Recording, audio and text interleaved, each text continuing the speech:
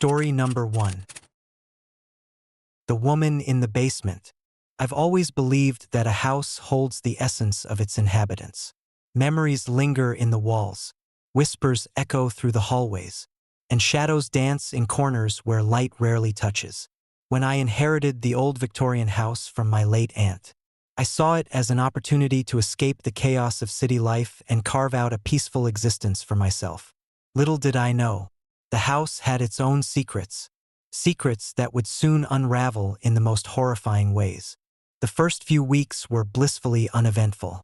I spent my days restoring the house, sanding down the creaky floors, repainting faded wallpaper, and bringing life back to neglected rooms.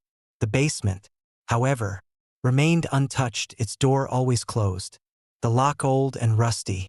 My aunt had never mentioned it, and I assumed it was simply a storage area filled with forgotten relics. But as winter set in, a persistent unease settled over me. The nights grew longer, and the house seemed to absorb the cold, the darkness seeping into every crevice. It was during these quiet, frigid nights that I began to hear it, a faint, repetitive noise emanating from the basement. At first, I dismissed it as the house settling or perhaps the wind playing tricks on my mind. After all, I was alone, and my imagination was running wild with each passing day. One particularly cold night, around midnight, the noise returned, louder this time. It was the unmistakable sound of objects being dragged across the floor, metal scraping against wood, followed by the soft thud of something heavy being set down. My heart pounded as I lay in bed, the sounds echoing through the empty rooms of the house. I tried to rationalize it. Maybe a neighbor's child had snuck in, or perhaps a stray animal had found its way into the basement. But the house was old, and any intruder would have left traces long before midnight. Determined to uncover the source of the disturbance, I grabbed a flashlight and descended the narrow staircase to the basement. The air grew colder with each step, the darkness pressing in around me. I reached the bottom. The basement door closed tight, the old lock squeaking as I turned it. The beam of my flashlight cut through the darkness, revealing a cluttered space filled with old furniture, boxes of forgotten memories, and cobweb-covered corners. I scanned the room, searching for anything out of the ordinary. The noise had stopped, leaving an eerie silence that seemed to amplify my racing thoughts. Shrugging off the unease, I turned to leave, only to freeze in place. There, crouched in the far corner of the basement, was the shadow of a woman. She had long, flowing hair that obscured most of her face. Her back turned to me as she hunched over something on the floor. My rational mind screamed at me to run, but my feet felt rooted to the spot. "Hello," I called out, my voice barely above a whisper. The woman didn't respond. She continued to hunch over, her movements slow and deliberate. I took a cautious step forward, the beam of my flashlight revealing more of her form. Her clothing was old-fashioned, the kind my aunt used to wear, perhaps a dress from decades past. The realization hit me like a freight train. She was dead, and her spirit was bound to this place. Summoning every ounce of courage, I reached out a hand towards her. As my fingers brushed the air near her, she vanished, leaving behind nothing but the lingering sense of sorrow and the faint scent of lavender. Confusion and fear churned within me as I turned to leave the basement, the door slamming shut behind me with a force that made my heart skip a beat. The next morning, I couldn't shake the image of the woman from the basement. Determined to understand what I had witnessed, I began researching the history of the house. Old newspaper archives revealed a tragic story. Decades ago, a woman named Eleanor Whitaker had lived there with her husband and young daughter. One winter night, a fire had broken out in the basement, claiming the lives of Eleanor and her daughter. The husband had survived, but the trauma left him a broken man, and the house had been abandoned for years before I inherited it. Eleanor's spirit, it seemed, was trapped in the basement, unable to move on from the horrific events that had transpired. The realization weighed heavily on me. I wasn't alone in the house. The ghosts of the past were very much present, their sorrowful existence intertwined with mine. That night, the sounds returned, more intense and disturbing than ever. The dragging noise was joined by soft, desperate whispers, pleas for help, cries of pain, and the sound of a child's laughter echoing through the basement walls. My heart raced as I lay in bed, the noises seeping into every corner of my mind. Unable to endure another sleepless night, I decided to confront Eleanor once more. Armed with a sense of determination, I descended the staircase, the basement door creaking open as I pushed it. The room was darker than before, the shadows seemingly alive and moving with a will of their own. The air was thick with the scent of smoke and decay, remnants of the fire that had consumed the lives of Eleanor and her daughter. I called out again, my voice stronger this time. Eleanor, I'm here to help you. Please, let me assist you in finding peace. For a moment, nothing happened. The basement remained silent, the oppressive atmosphere weighing down on me. Then, slowly, the shadow of a woman began to materialize in the corner. This time, she turned to face me, her eyes hollow and filled with an endless sadness. You can't help us, she whispered, her voice a ghostly echo. We're trapped here, bound by the pain and the memories. I took a step closer, my resolve unwavering. I want to help. Please, let me find a way to release you. Tears welled up in her spectral eyes as she reached out, her hand passing through me like mist. The memories, they hold us here. You must remember our story. Tell it to others. Let the world know what happened to us. Her words sank deep into my soul, a haunting plea that I couldn't ignore. The basement door slammed shut behind me, the shadows swirling around me in a vortex of sorrow and despair. I felt the weight of her grief pressing down on me, threatening to pull me into the abyss of her anguish. Days turned into weeks, and the hauntings intensified. The basement became a chamber of nightmares, the walls echoing with the voices of the past. Objects moved on their own. Doors opened and closed with no explanation, and the temperature in the house fluctuated wildly, plunging me into icy chills or suffocating heat without warning. I immersed myself in research, determined to find a way to break the cycle of torment. I consulted paranormal experts, delved into ancient texts on spirit release, and even attempted rituals to communicate with the dead. But nothing seemed to work. The house held its secrets tightly, its walls echoing with the unresolved pain of those who had perished within its confines. One night, as the storm raged outside, I felt an overwhelming presence in the basement. The door creaked open, and the shadow of Eleanor appeared once more, her eyes pleading for understanding. "I've found something," I whispered, holding up an old journal I had discovered hidden behind a loose brick in the basement wall. It belonged to Eleanor, detailing the events leading up to the tragic fire. Her handwriting was shaky, filled with fear and desperation. "This is our story," I explained, flipping through the pages. "If you want to move on, you need someone to tell the world what happened here." Eleanor's spirit looked at the journal, her eyes reflecting a glimmer of hope. "Yes, tell our story. Let our memories live on." With renewed determination, I began to document everything. I transcribed the journal, preserving Eleanor's words and the harrowing tale of loss and tragedy. I shared the story online, reaching out to local historians and paranormal enthusiasts, hoping to shed light on the forgotten lives that once inhabited the house. Slowly, the atmosphere in the house began to change. The shadows receded, the oppressive presence lifting as the world became aware of Eleanor's story. The haunting noises diminished, replaced by a peaceful silence that had eluded me for so long. It was as if the spirits were finally finding the closure they had desperately sought. One evening, as I sat in the living room, the air filled with a serene calm, Eleanor's shadow appeared once more. This time, her expression was peaceful, her eyes no longer hollow but filled with gratitude. "Thank you," she whispered, her voice a gentle breeze that caressed my soul. "You've given us peace." The shadow faded, leaving behind a sense of tranquility that enveloped the house. The basement door remained closed, the memories of the past finally laid to rest. Living alone in the old house on Elm Street has been a journey of fear, discovery, and ultimately, healing.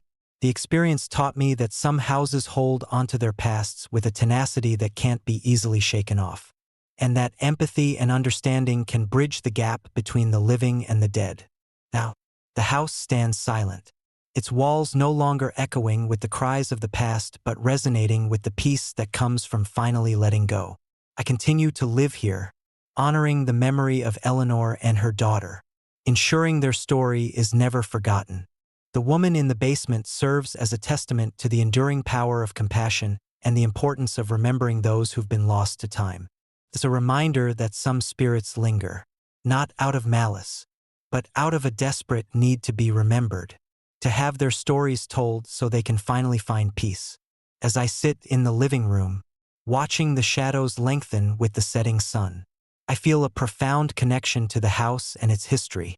The nightmares have subsided, replaced by a deep sense of fulfillment knowing that I played a role in helping the lost souls find their way.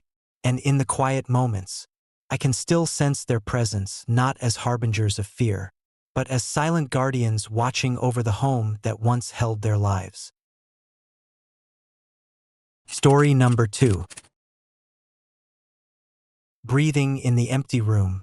I never considered myself a believer in the supernatural. Rationality and logic were the cornerstones of my existence, especially as a software developer navigating the chaotic pulses of city life. But after my recent breakup and the relentless stress of deadlines, I craved solitude, a place to reset, away from the constant noise and judgment. That's when I found the listing for the old Victorian house on Elm Street.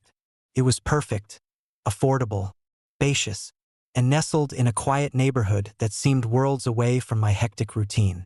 Moving in was a project I looked forward to.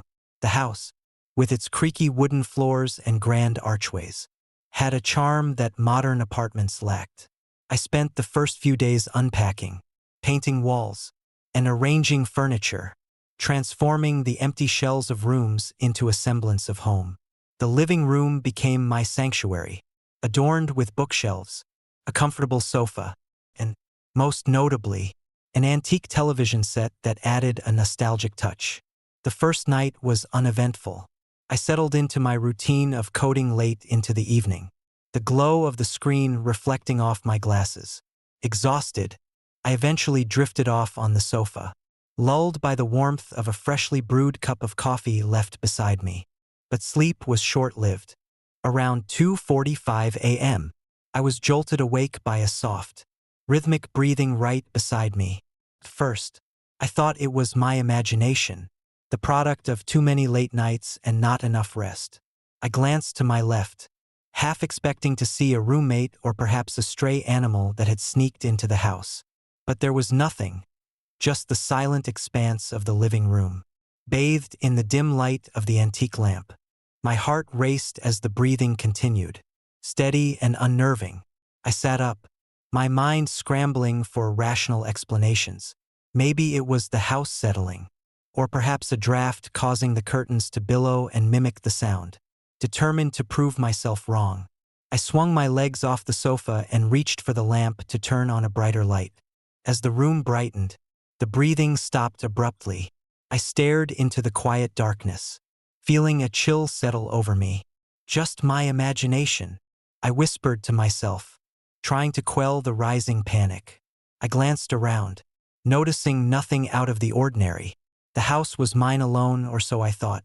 The following morning, I tried to shake off the previous night's unease. I made myself a hearty breakfast. The smell of sizzling bacon and fresh coffee, a comforting contrast to the tension that had gripped me the night before. As I prepared to start my day, something caught my eye. The bedsheet on the sofa was wrinkled, as if someone had lain beside me during the night.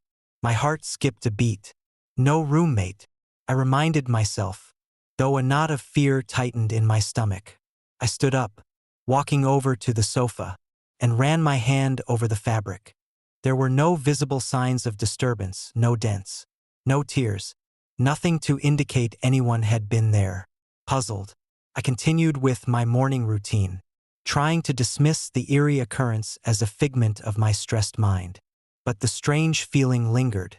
That night, as I lay on the sofa again, the same routine played out.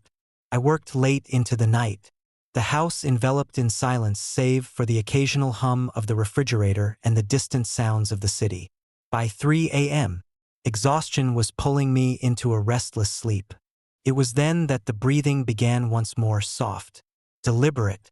Right beside me, I sat up abruptly, heart pounding. "Who's there?" I called out, my voice trembling despite my efforts to remain calm. The room remained empty, the only movement the subtle flicker of the lamp's flame. I reached for my phone, contemplating whether to call someone or investigate further. Summoning every ounce of courage, I decided to check the source of the sound. I grabbed a flashlight and crept towards the bedroom door, the beam cutting through the darkness. The door was closed, as it had been every night since I moved in. Taking a deep breath, I pushed it open slowly, expecting to find nothing.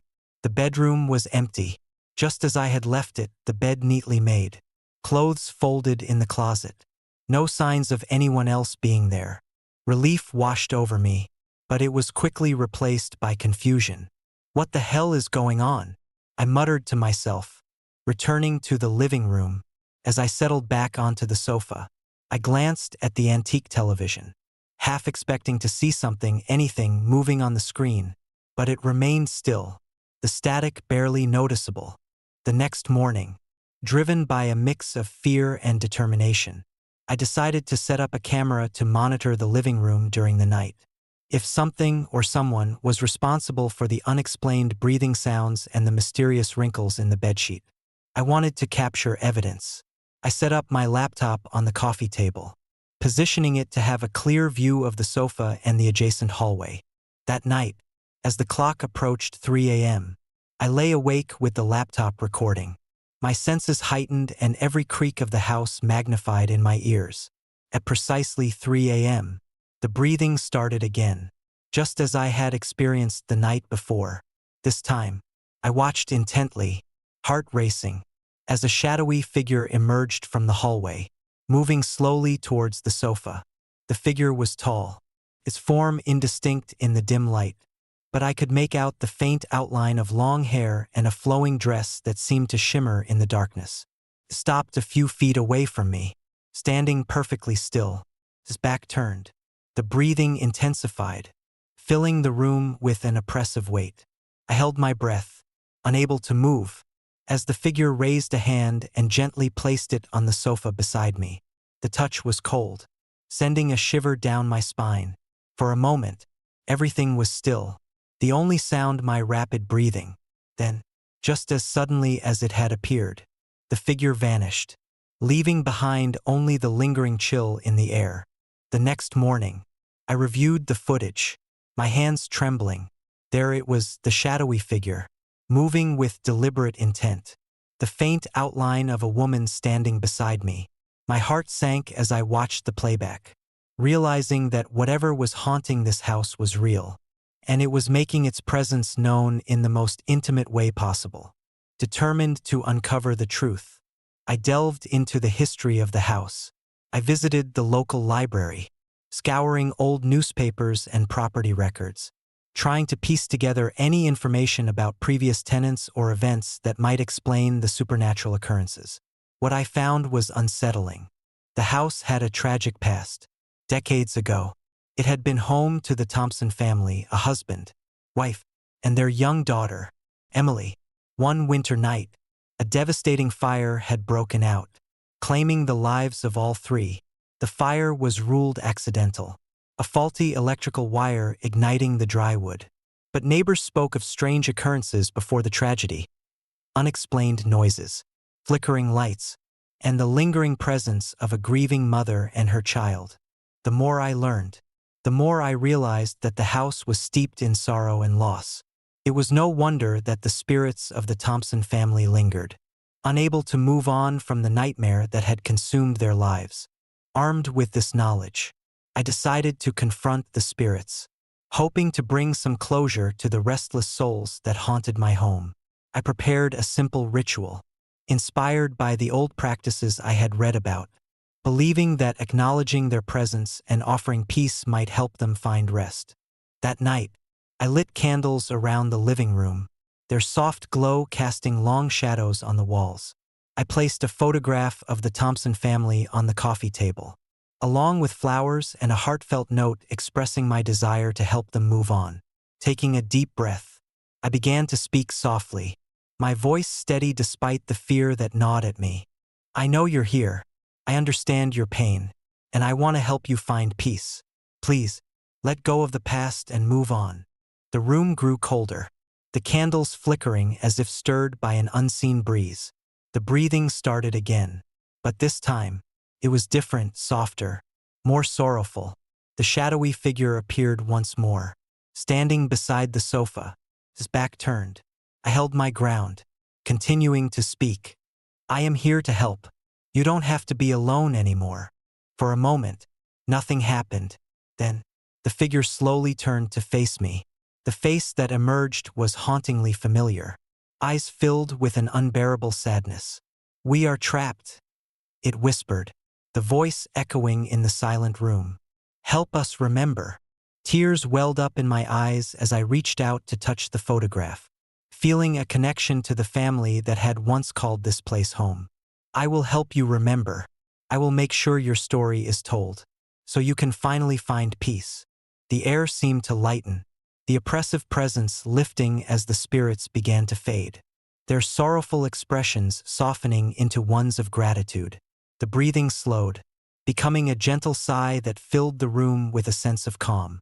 In the weeks that followed, the hauntings ceased. The breathing sounds and the shadowy figures were gone, replaced by a peaceful stillness that had been absent since the first night. I felt a profound sense of relief, knowing that I had played a part in helping the Thompson family find the closure they desperately needed. I dedicated myself to honoring their memory, sharing their story with anyone who would listen, ensuring that their lives and the tragedy that befell them would never be forgotten. The house on Elm Street no longer felt haunted, but rather a place of remembrance and respect for the lives lost within its walls. But peace, especially in places burdened by tragedy, is often fragile. One stormy night, months after the initial confrontation, I was awakened by a faint whispering, barely audible over the sound of rain pounding against the windows. I sat up, my heart racing, convinced it was just the wind playing tricks on me. But as I listened closer, the whispers grew clearer, forming words that sent chills down my spine. "Thank you for remembering us." I glanced towards the living room, noticing the photograph of the Thompson family shimmering softly in the candlelight. A warm, comforting presence filled the room, a stark contrast to the fear that had once consumed me. It was as if the spirits were expressing their gratitude, finally finding the peace they had long sought. I smiled, feeling a sense of fulfillment wash over me. "You're welcome," I whispered back, the room filled with a serene silence that spoke volumes about the bond we had formed. From that night on, the house remained a sanctuary, not just for me but for the memories of those who had once called it home. The whispers became a gentle reminder of the lives intertwined within its walls, a testament to the enduring power of empathy and the unspoken connections that bridge the gap between the living and the dead. Shadows on the sofa serves as a poignant reminder that some tragedies leave behind echoes that can only be silenced through understanding and compassion. In reaching out to help the restless spirits, I not only found peace for them but also healed parts of myself that had long been wounded by loss and loneliness. Sometimes, in the quiet moments of the night, I still feel the presence of the Thompson family, a comforting reminder that we are never truly alone. And as I sit in the living room, the photograph of Emily smiling back at me, I know that honoring the past is the key to embracing the present, allowing both the living and the departed to coexist in harmony within the walls of an old Victorian house on Elm Street. Story number 3. The Living Portrait. I've always found solace in art, There's something about the way colors blend and shapes form that speaks to me on a level words never could. So when my old friend, Clara, sent me a painting as a gift, I was thrilled. Clara and I had been inseparable since college, sharing countless nights discussing our favorite artists and dreaming of our futures. It had been years since we last saw each other, but her gesture felt like a warm embrace from the past. The painting arrived on a chilly November afternoon, wrapped carefully in brown paper and tied with a simple twine. It exuded an air of mystery. I hurried to hang it in my living room, a space I had recently furnished with minimalist decor. The artwork, a vibrant portrait of a young girl with large, dark eyes, stood out against the neutral tones of my walls. Her gaze was captivating, almost lifelike, pulling me into her world every time I glanced her way. The first night in my new home was peaceful. I settled onto the sofa, the girl's eyes watching me as I sipped my tea and read a book. The house was quiet, the only sounds being the ticking of the clock and the soft rustle of pages turning. I couldn't help but admire the painting's presence, its ability to transform an ordinary room into something extraordinary. But by the third night, an unsettling feeling began to creep into my routine. Started subtly, an odd sensation of being watched, a chill that lingered in the air despite the warm blankets. I dismissed it as the stress of moving and the loneliness of living alone, convincing myself that the painting was just that, a beautiful piece of art. Then, one evening, as the wind howled outside and snow blanketed the ground, I noticed something strange. The girl's eyes seemed different, more intense, almost as if they were following my every move. I blinked, rubbed my eyes, and looked again. Nothing had changed. The painting remained as it always had, the girl's expression serene and unchanging. I shook off the feeling, telling myself it was just my imagination playing tricks on me.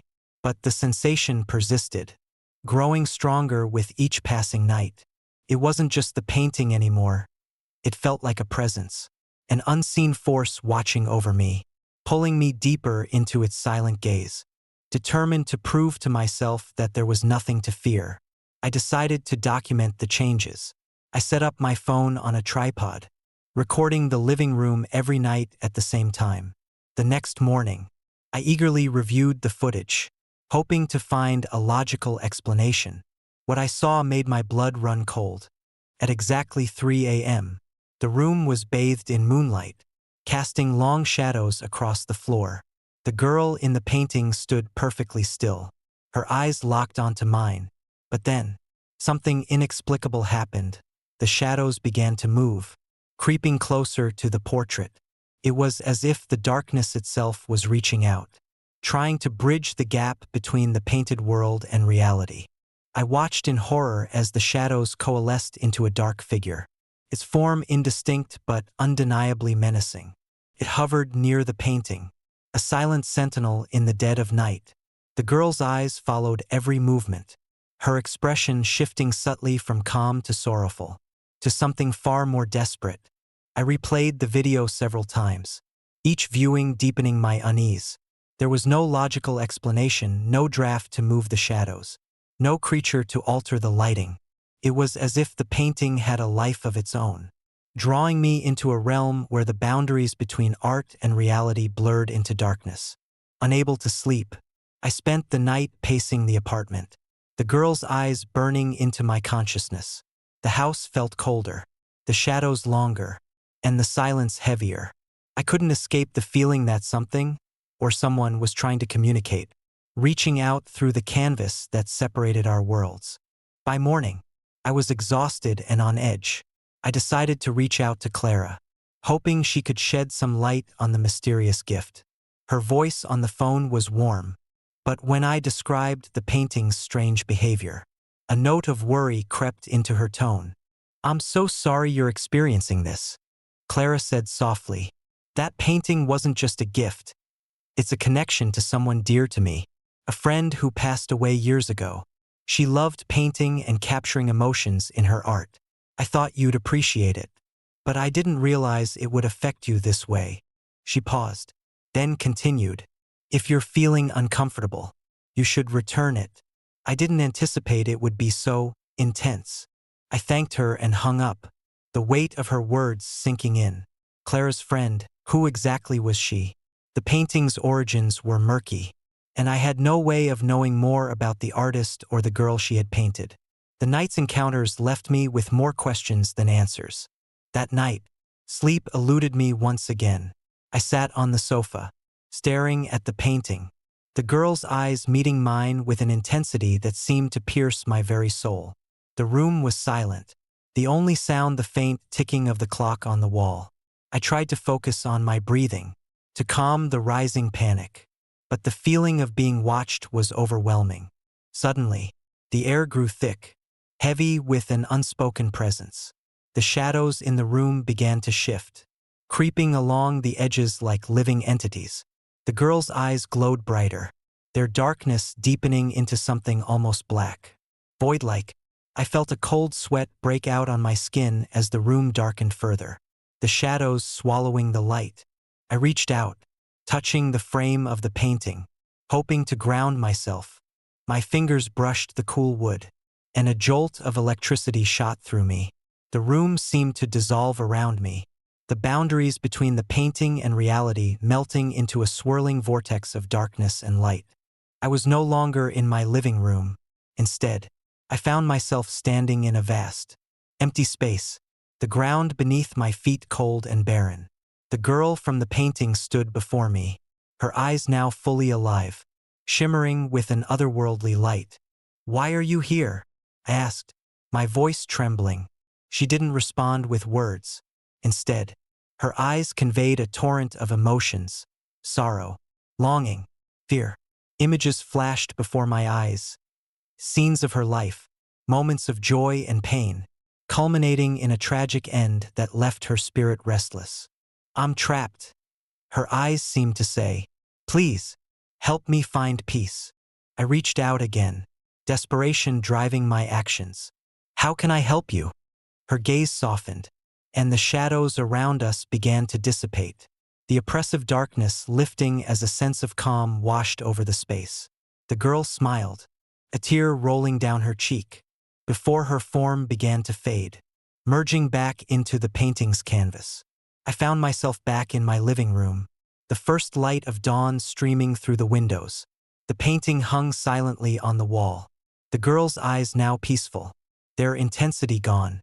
Exhausted but relieved, I sank onto the sofa, the nightmare of the night fading into a distant memory. In the days that followed, the painting returned to normal. The girl's eyes no longer followed me, and the oppressive presence was gone. I felt a sense of closure, knowing that I had helped a lost soul find peace. I reached out to Clara again, thanking her for the painting and explaining what had transpired. She listened quietly, her voice filled with gratitude. "I knew there was something special about that painting. I'm glad you were able to help her." I nodded, though words felt inadequate.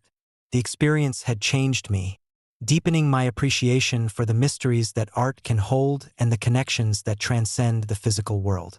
But peace is often fragile, and the echoes of that night lingered in the corners of my mind. Sometimes, when the wind howls just right or shadows dance in the fading light, I catch a glimpse of something in the painting, a flicker of movement, a pair of eyes watching from beyond the canvas. I remind myself that it's just a memory, a story etched into my mind by fear and imagination. Yet, every so often, I find myself staring at the painting, the girl's eyes once again meeting mine, not with malice, but with a silent thank you that speaks volumes about the unseen connections we share with the past. Shadows on the sofa serves as a reminder that some gifts come with hidden depths, and some connections reach beyond the veil of the living and the dead.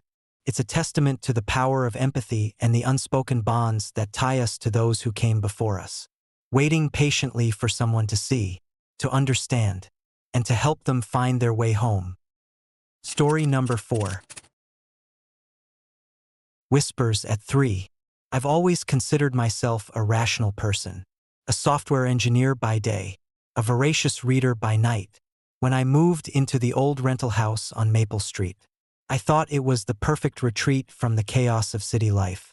The rent was affordable, the neighborhood quiet, and the house itself had a quaint charm that appealed to my minimalist sensibilities. Little did I know, this charm came with its own set of unsettling secrets.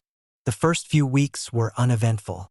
I settled into a comfortable routine, waking up early to work from home, taking long evening walks to clear my mind, and spending weekends tinkering with my hobbies. The house was mostly as advertised, cozy, with creaky floors that added character and large windows that let in ample natural light. Felt like a fresh start, a place where I could finally focus on myself. But then, one chilly December night, everything changed. It was around 2:45 a.m. I was lying on the sofa in the living room, engrossed in a late-night movie marathon.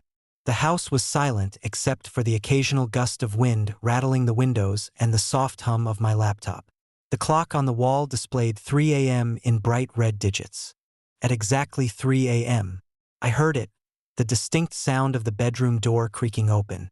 My heart skipped a beat. I was sure I had locked the door before going to bed. Instinctively, I sat up, my eyes darting toward the bedroom door. Nothing happened. The door remained shut, the room bathed in the faint glow of the streetlights filtering through the curtains. I tried to convince myself it was just my imagination, a trick of the mind fueled by exhaustion. But deep down, I felt a chill run down my spine. The following night, I decided to test my theory. Before going to bed, I triple-checked all the doors and windows, ensuring everything was locked securely. As I settled into the sofa with my blanket wrapped tightly around me, I felt a lingering unease I couldn't shake off. Once again, at exactly 3 a.m., the bedroom door creaked open. This time, couldn't ignore it. I sat up abruptly, my heart pounding in my chest. The room remained empty, but the door swung open a fraction more than usual, as if something or someone had pushed it slightly. I reached for my phone to call out, but my voice caught in my throat. The fear was too raw, too immediate. I watched helplessly as the door continued to inch open, revealing nothing but darkness. Then, as suddenly as it had started, the door swung back shut, leaving me trembling on the sofa. Determined to get to the bottom of this, I decided to set up a camera. The old house didn't have many electrical outlets, so I borrowed a few from a neighbor and positioned the camera in the living room, pointing directly at the bedroom door. I wanted proof, something tangible to explain away these inexplicable events. The next morning, I retrieved the camera and eagerly awaited the footage. As I watched, my stomach churned with a mix of anticipation and dread. At exactly 3 a.m., the bedroom door began to creak open. The camera captured a shadowy figure moving across the room. It was tall, hunched over, with long, slender limbs that seemed unnaturally flexible. The figure paused for a moment, as if peering directly at me through the lens, before reaching out a gnarled hand and pushing the door open further. Then, as mysteriously as it had appeared, the figure vanished into thin air, leaving no trace behind. My rational mind struggled to process what I had just witnessed. There was no logical explanation. The house had been empty before I moved in, and I had no knowledge of any previous tenants. Yet, here was undeniable evidence of something or someone lurking in the shadows.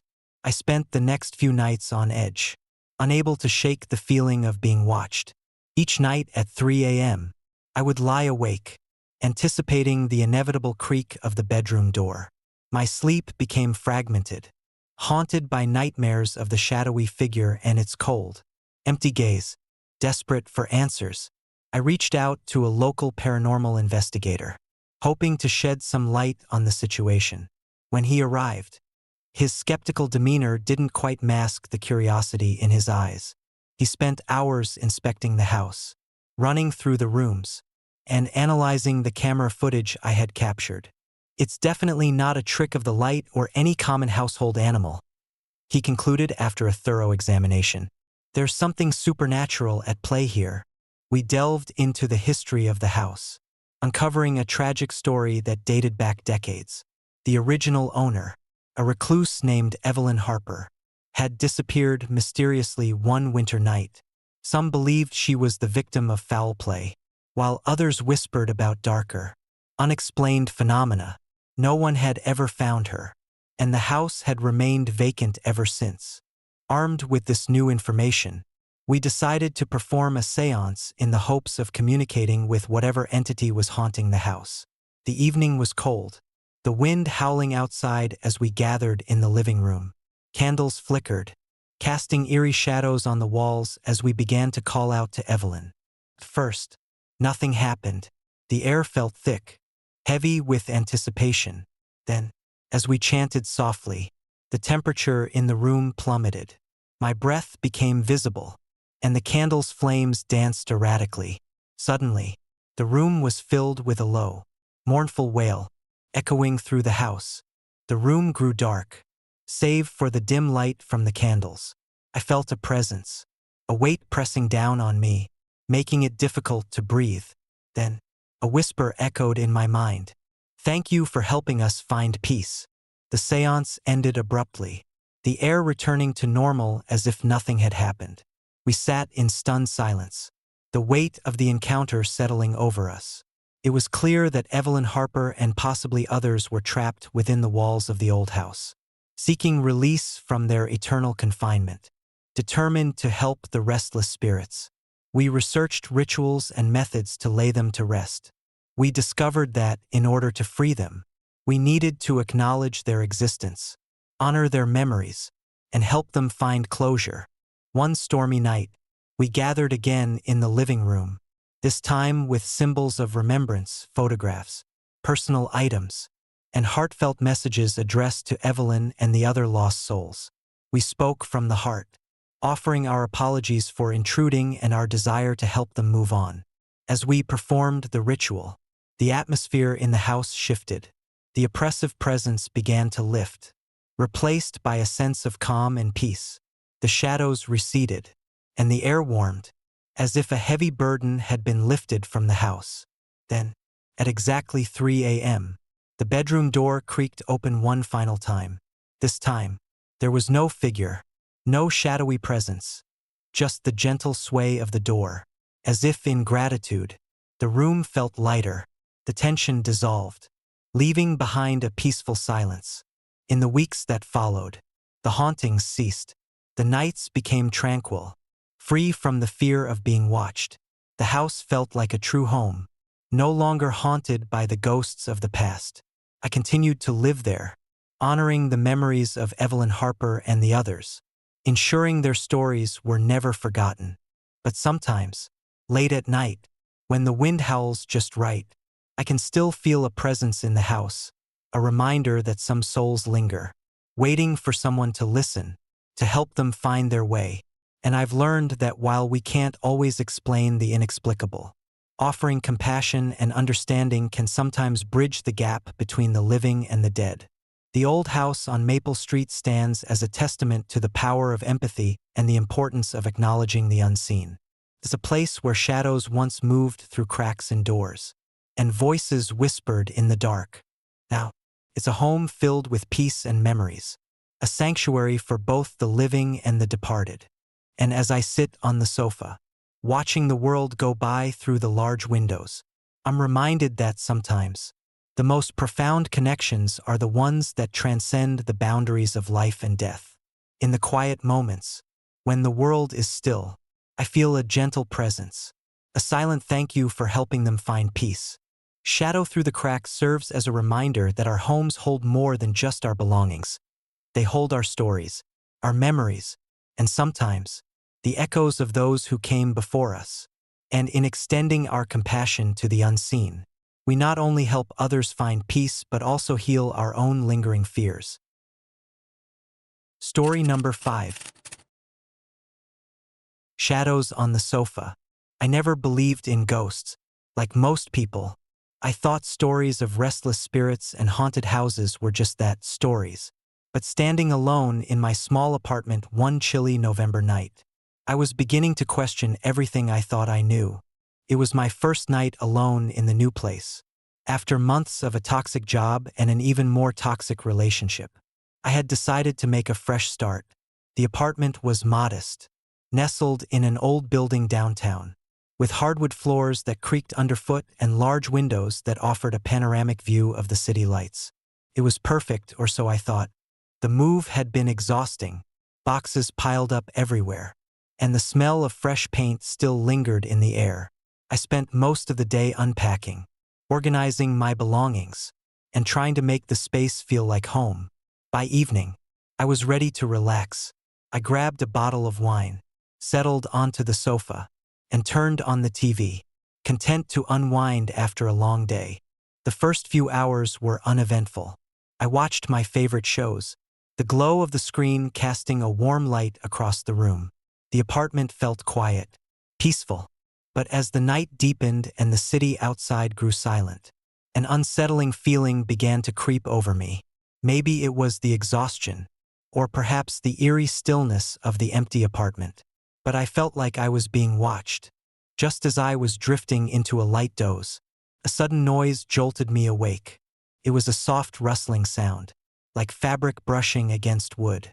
Coming from the bedroom, my heart raced as I sat up, straining to listen. The sound stopped as quickly as it had started, leaving me with a pounding heart and a sense of unease. I shook my head, convincing myself it was just the house settling or perhaps a stray animal outside. I reached for my glass, took a tentative sip, and tried to focus on the TV. But the feeling of being watched lingered, a shadowy presence lurking just beyond my perception. A few minutes later, the sound came again, this time louder and more deliberate.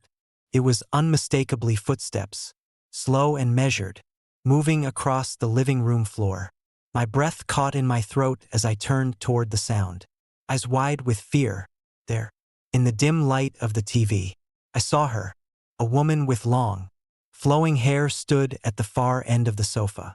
Her back turned to me. She was dressed in a vintage dress, the kind my grandmother used to wear, complete with lace and intricate patterns. Her posture was relaxed, almost casual, as if she belonged there. I blinked, half expecting her to disappear, but she remained. "Hello," I whispered, my voice shaky.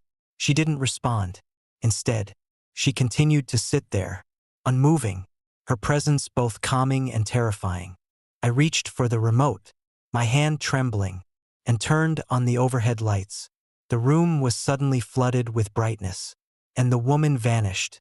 Panic surged through me as I looked around, the sofa empty and the room silent once more. I took a deep breath, trying to steady myself, and reassured myself that it was just my imagination playing tricks on me. But peace was fleeting. The next night, unable to shake the memory of that apparition, I decided to investigate, armed with a flashlight and a mixture of fear and curiosity. I approached the bedroom door. I gently turned the knob and pushed it open, expecting to find nothing. The room was as it had been the night before, neat, tidy, with no sign of anyone else. Relieved yet unsettled, I returned to the living room, trying to convince myself that I had simply seen a reflection or a trick of the light. But as I settled back onto the sofa, something caught my eye. On the coffee table, written in what looked like smudged ink, were the words, "Thank you for coming to play with us." I stared at the message, my mind racing. "Who are you?" I demanded, my voice cracking with fear. The room remained silent, the only sound my ragged breathing and the distant hum of the city outside. The following nights were a blur of fear and sleeplessness. Each night, the footsteps returned, growing louder and more insistent. Each night, the apparition of the woman reappeared, always with her back turned, never speaking, just sitting and watching me. The messages on the coffee table became more frequent and increasingly disturbing. "We miss you. Stay with us. Don't leave." I reached out to friends and family, desperate for explanations, but they dismissed my experiences as stress-induced hallucinations or the result of a lonely mind. But deep down, I knew something was terribly wrong. The apartment felt like a trap, a cage holding me captive with its ghostly inhabitants. Determined to uncover the truth, I delved into the history of the building. I spent hours in the local library, piecing together old newspaper clippings and public records. What I discovered shook me to my core. Decades ago, the building had been home to a family, the Martins, a loving couple and their 2 young children. But one winter night, tragedy struck. A fire had broken out in the apartment, claiming the lives of the entire family. The fire was ruled accidental, caused by faulty wiring. But rumors swirled about strange occurrences leading up to the blaze. Unexplained noises, cold spots, and sightings of a woman in a vintage dress walking the halls late at night. Many believed the spirits of the Martins were trapped in the building, unable to move on from the tragedy that had befallen them. The messages I was seeing now matched the descriptions from the old reports. Pleas for companionship, expressions of loneliness, and a desperate desire to be remembered. Armed with this knowledge, I decided to confront the spirits, hoping to find some closure. I set up a small altar in the living room, placing photographs of the Martins, candles, and personal items I found during my research. I lit the candles, their flickering flames casting dancing shadows across the room, and spoke out loud. I know you're here. I'm sorry for disturbing you. I want to help you find peace. For a moment, nothing happened. The room remained silent, the air thick with anticipation. Then, the temperature dropped sharply, my breath visible in the cold air. The footsteps began again, louder and more chaotic, swirling around the apartment like a storm. The apparition of the woman appeared, her form more defined, her eyes no longer hidden. "We are lonely," she whispered, her voice echoing through the room. "Please, stay with us." I felt a wave of sadness wash over me, understanding the pain and isolation that kept the spirits tethered to the mortal world. "I can't stay forever, but I can help you remember. Let me share your story. Let me keep your memories alive." The room seemed to respond to my words. The oppressive presence lifted slightly, the shadows receding, and the atmosphere became less hostile. The spirits began to fade, their messages less desperate, replaced by a sense of gratitude and peace. "We will remember," the woman whispered, a smile touching her lips. "Thank you." With that, the apparition vanished, leaving behind a quiet stillness that felt like a weight lifted. I sat in the living room, tears streaming down my face, knowing that I had done what I could to help the trapped souls find peace. In the weeks that followed, the hauntings ceased. The footsteps and apparitions were gone, replaced by a newfound sense of tranquility in the apartment. I felt lighter, freer, as if a heavy burden had been lifted from my shoulders. The messages stopped, and the house no longer felt like a prison. I continued to live in the old apartment, honoring the memory of the Martins by preserving their photographs and sharing their story with anyone who would listen. It became a part of my life, a reminder of the thin veil between the living and the dead, and the power of empathy to bridge that gap. But peace is never absolute. One evening, months later, I returned home after a long day at work, tired and eager to relax. As I entered the living room, the familiar sight greeted me: the sofa, the coffee table, the flickering light of the lamp. I smiled, feeling a sense of contentment that had eluded me for so long.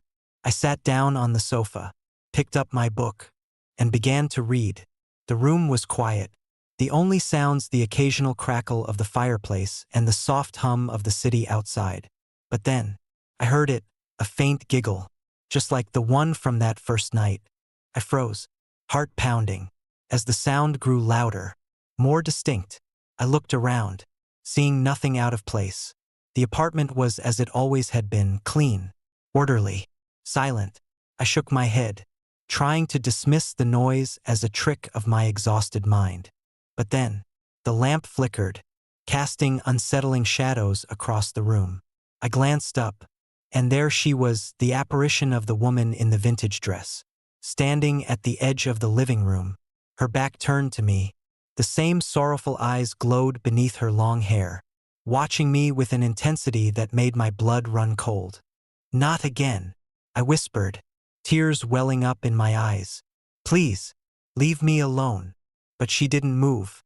Instead, she began to walk toward me, her steps slow and deliberate. I felt a chill run down my spine, the temperature in the room dropping once more.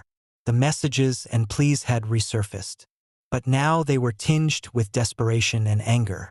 "I tried to help you," I cried, standing up to face her. "I did everything I could to bring you peace." Her gaze pierced through me, the black eyes seeming to see right into my soul. "You cannot forget us," she whispered, her voice echoing around the room. "We belong here."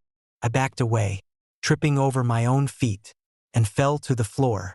The room spun around me, the shadows twisting into nightmarish shapes. I could hear the laughter again, more mocking this time, and the footprints began to appear on the floor, leading from the front door to the sofa, circling me in a never-ending loop. Desperate to escape, I grabbed my phone and ran toward the door, but it wouldn't budge. Locked from the outside, I was trapped, the spirits of the past reclaiming their hold on the present. I don't know how long I've been here, caught between two worlds, haunted by shadows that refuse to fade. The apartment, once a sanctuary, has become my prison. The echoes of lost souls my constant companions. I've tried everything, setting up cameras, seeking professional help, even leaving the building. But no matter where I go, the shadows follow, their presence a relentless reminder that some stories never end. Now, every night, I lie awake, listening to the laughter and watching as the shadows dance across the walls. The woman with the long hair still stands at the edge of the room, her eyes burning with an unending desire for remembrance. And I can't help but wonder, will I ever find peace? Or will I remain trapped in this haunted apartment, forever watched by the ghosts of the past? Some houses hold onto their histories with a grip that can't be loosened, their walls echoing with the whispers of those who came before. And sometimes, the shadows that linger in the corners are not just memories, but living entities, waiting for someone to remember them, to keep their stories alive. But be careful what you wish for, because once you let the past into your present, it may never let you go. Story number 6. Shadow Through the Crack. I've always found solace in the old house at the end of Willow Lane. Its creaky wooden floors and towering ceilings held a charm that modern apartments could never replicate. After my divorce, I needed a fresh start, a place to heal away from the chaos of the city. Moving into the house felt like stepping into a different era, one where time moved slower and peace was tangible. The first few weeks were blissfully quiet. I spent my days restoring the place, sanding down floors, repainting walls, and filling every nook with memories of a life I was slowly rebuilding. Evenings were reserved for reading by the fireplace or watching my favorite shows on the old, bulky television that sat in the living room. But on the night of December 14th, everything changed. I was curled up on the sofa, a blanket draped over me, engrossed in a mystery novel. The wind howled outside, rattling the windows and sending snowflakes swirling against the glass. It was one of those nights where the world felt both beautifully serene and unnervingly silent. Around midnight, as I turned a particularly suspenseful page, I heard it, a faint rustling sound coming from the bedroom. At first, I thought it was just the house settling, the old beams groaning under the weight of the snow. But then, something caught my attention. A shadow moved through the crack in the bedroom door, elongated and distorted by the dim light of the hallway. My heart skipped a beat. I stared, mesmerized and terrified, as the shadow swayed gently, mimicking a human gait. I convinced myself it was a trick of the light or perhaps a stray branch brushing against the window. But the unease lingered. Deciding to ignore it, I returned to my book, hoping the noise was just my imagination. Minutes turned into hours, and the only sounds were the occasional crack of the fireplace and the relentless whisper of the wind outside. Morning brought a chill that seeped into my bones, but it also brought clarity. Determined to prove to myself that I'd just been spooked by the weather, I decided to inspect the bedroom. As I approached, the house was bathed in the soft glow of the rising sun. casting long shadows across the polished hardwood floors. I opened the bedroom door, expecting to find nothing out of the ordinary. The room was empty, the bed neatly made, the windows untouched. No signs of intrusion, no misplaced objects, just the pristine order of my solitary life. Relieved, I closed the door and returned to the living room, trying to shake off the lingering fear. But as I glanced back at the television, my blood ran cold. There, reflected in the screen, was the shadow of a person standing right behind me. I spun around, heart pounding, but the room was empty. Only the flickering images on the TV remained, mocking me with their silence. I approached the sofa cautiously, every nerve on edge. The air felt thicker, the shadows deeper. My mind raced, trying to rationalize what I had seen. Maybe a trick of the light, a lingering reflection from the previous night's intrusion attempt, if there had even been one. But as I sat back down, the television screen flickered, and the shadow reappeared, clearer this time. It stood just inches from where I sat, its presence oppressive and malevolent. I reached out, my hand trembling, and flicked off the TV. The room plunged into darkness, save for the faint light seeping through the curtains. Sleep was elusive that night.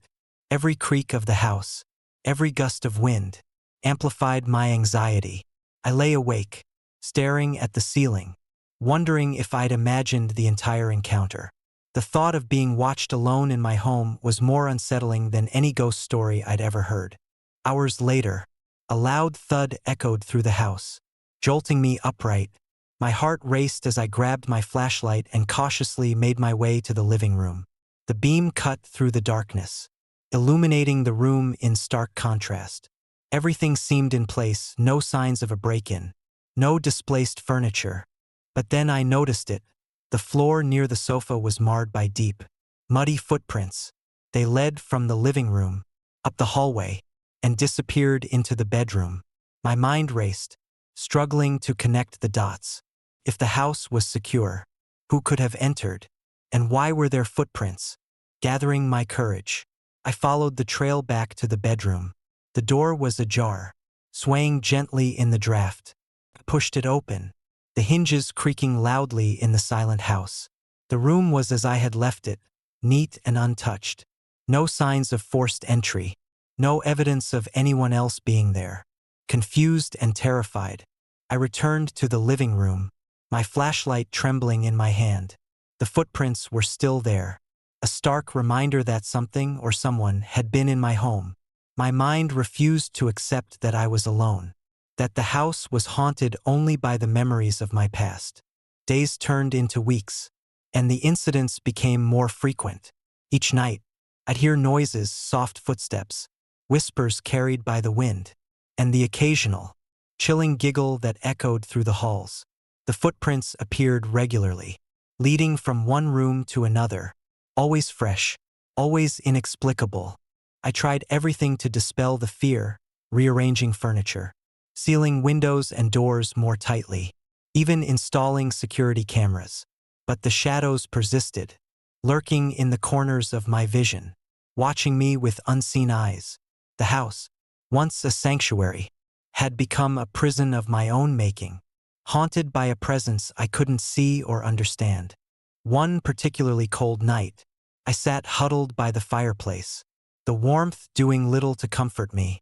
The television was off, but the room was alive with the sounds of the restless house. Footsteps echoed from the hallway, a soft, rhythmic tapping that sent shivers down my spine. Suddenly, the door to the living room slammed shut with a force that shook the entire house. I jumped up, heart racing, and turned to face the source of the sound. My flashlight beam swept across the room, landing on the empty sofa where the shadow had once stood. For a moment, I was certain it was gone, just a figment of my fractured mind. But then, the television flickered to life on its own, the screen displaying static before forming the unmistakable image of a person standing right behind me. I spun around, eyes wide with terror, but the room was empty once more. The shadow was gone, leaving only the cold, lifeless gaze reflected in the TV screen. I backed away, stumbling into the hallway, the walls closing in around me. The air grew colder, the shadows deepening as if the house itself was breathing, alive with malevolent intent. I reached the front door, fumbling with the keys, but they wouldn't budge. Panic surged through me as I realized I was trapped, the house holding me captive in its dark embrace. Desperate, I grabbed my phone and dialed a friend, hoping for a lifeline out of the nightmare I was living. The line rang endlessly, my calls going unanswered. I tried to force the door open, but it remained stubbornly locked, the lock frozen by the winter chill. As I stood there, trembling and alone, the room began to darken, the shadows thickening into tangible forms that crept along the walls like living entities. The whispers returned, louder this time, forming words that sent chills down my spine. "Stay with us," they murmured. "Play with us." I backed away, tears streaming down my face, and stumbled into the kitchen. The sound of footsteps echoed from the bedroom, followed by the soft, sinister laughter that had first haunted my nights. I turned towards the noise, my flashlight cutting through the darkness, and saw it, a shadowy figure standing at the foot of the stairs, his presence oppressive and unyielding, the eyes, black and bottomless, fixed on me with an intensity that made my blood run cold. I wanted to scream, to run, to do anything to escape the terror that had consumed my life. But my body refused to obey, frozen by fear as the figure began to move towards me, each step deliberate and heavy.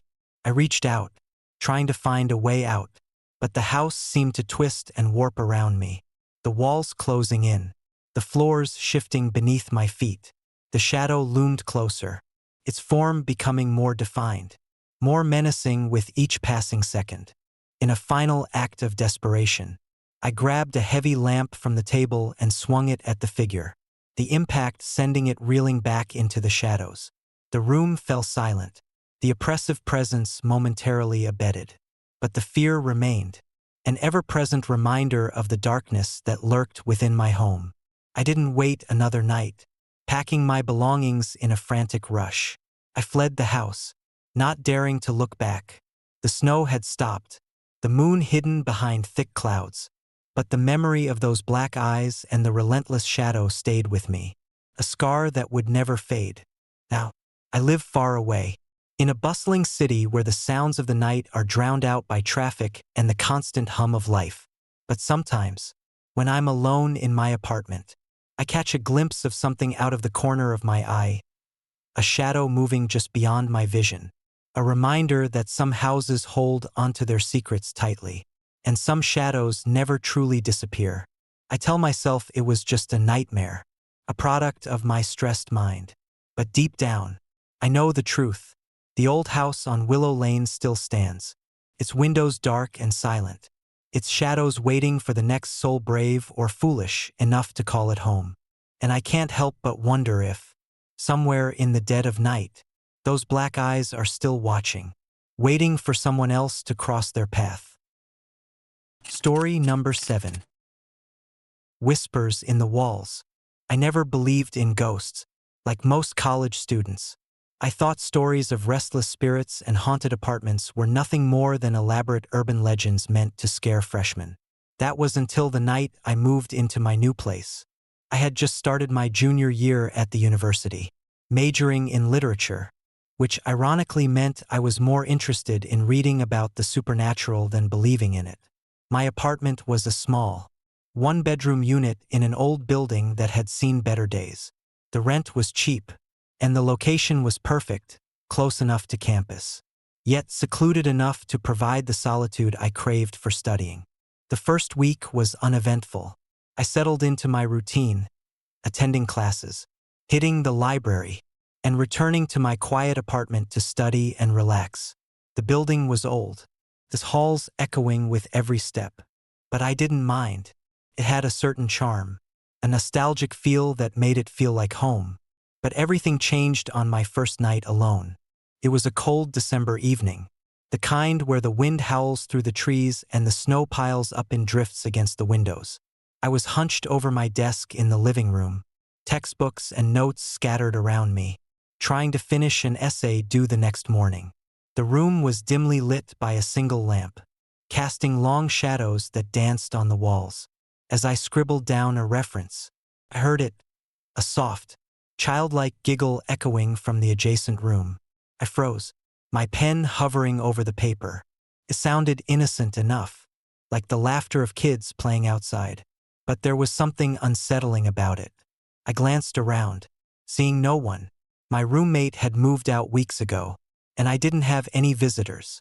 "Hello," I called out, my voice wavering slightly. The laughter stopped, replaced by an eerie silence. I shook my head, convincing myself it was just my imagination playing tricks on me after a long day of studying. I returned to my work, but the unease lingered, gnawing at the edges of my focus. I tried to ignore it, but then I heard it again, a faint, repetitive giggle, closer this time. My heart raced as I stood up, the sound growing louder and more distinct. I walked cautiously toward the hallway, the floorboards creaking under my weight. The apartment next door was completely empty, the door locked and undisturbed.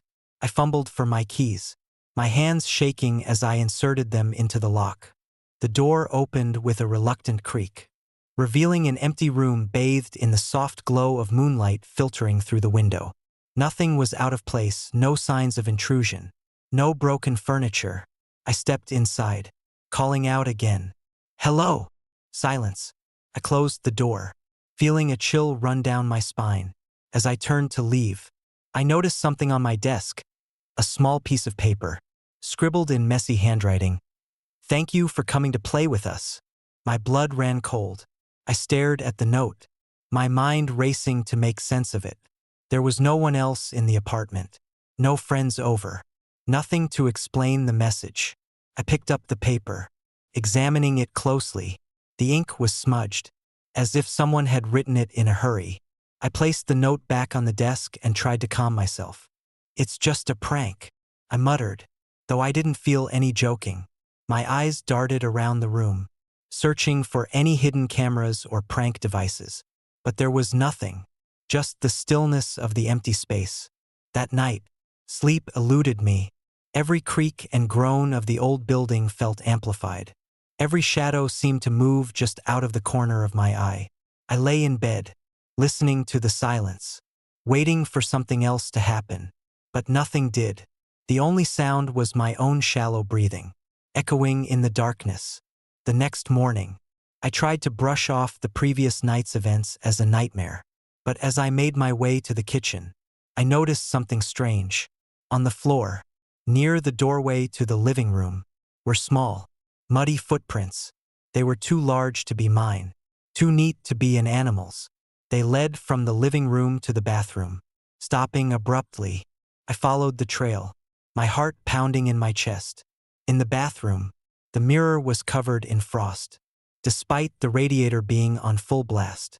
I wiped away the condensation, my reflection staring back at me with wide, fearful eyes. But below my reflection, written in the steam, was a message: "See you tonight." I slammed the mirror shut, stepping back in terror. This wasn't a prank. It wasn't a figment of my imagination. Something or someone was in the apartment with me. The days that followed were a blur of fear and sleepless nights. Every time I thought I was alone, I felt eyes on me, heard faint whispers just beyond my hearing. The notes continued, sometimes hidden in unexpected places.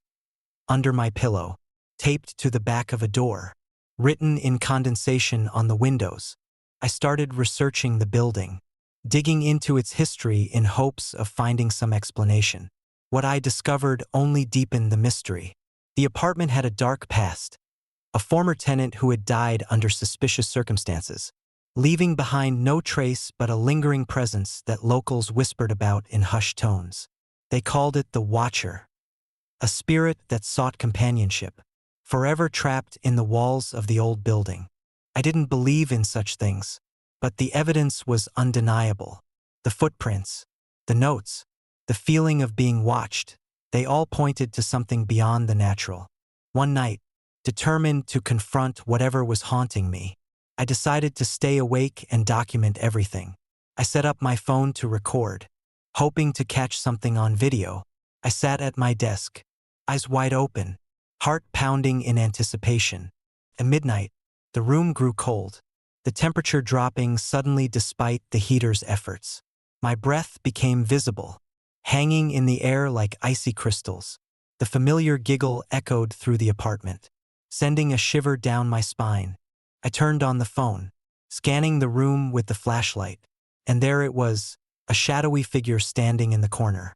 His presence almost tangible. It was tall, its form indistinct, blending with the darkness. The red eyes glowed ominously, fixated on me with an intensity that made my blood run cold. "Why are you doing this?" I demanded, my voice barely above a whisper. The figure didn't respond. It simply stood there, staring, its eyes burning with an unnatural light. I felt a force pulling at me, an invisible grip tightening around my chest, making it hard to breathe. Suddenly, the lights flickered, the phone camera capturing a blur of motion. The figure began to move, gliding towards me with an eerie grace. I tried to back away, but my legs felt like they were made of lead, refusing to obey my commands. "Leave me alone," I shouted, but the figure continued its approach, the air thick with its malevolent presence. In a final act of desperation, I grabbed my phone and threw it across the room, hoping to disrupt the apparition. The device shattered against the wall, the screen splintering like my fractured nerves. The figure paused, its gaze never leaving mine, and then, just as suddenly as it had appeared, it vanished, leaving me gasping for air and trembling with fear. I couldn't stay in that apartment any longer. The nights became unbearable, the presence growing stronger, more aggressive. It wasn't just watching anymore. It was tormenting me, pushing me to the brink of sanity. The notes became more threatening, the whispers more insistent, until I knew I had to leave. One cold winter morning, I packed my things in a hurry, not bothering to say goodbye to the place that had become my nightmare. As I drove away, I glanced in the rearview mirror, half expecting to see the watcher staring back at me from the window. But the apartment was just a dark silhouette against the snowy landscape, silent and still. I never returned to that building. I moved to a new apartment, far from the old city buildings and their hidden histories. But the memories linger, haunting me like the chill of that winter night. Sometimes, when I'm alone in my new place, I swear I hear faint whispers, feel the weight of unseen eyes watching me, and every now and then, I catch a glimpse of red eyes in the darkness, burning with an unending desire for companionship. I tell myself it's just my mind playing tricks, but deep down, I know better. The watcher is still out there, waiting for someone else to come play with them in the shadows. I've learned that some places hold onto their pasts, their tragedies, and their restless spirits. They don't let go, and they don't forgive. And as much as I try to move on, a part of me remains trapped in that cold, lonely apartment, forever watched by eyes that never sleep.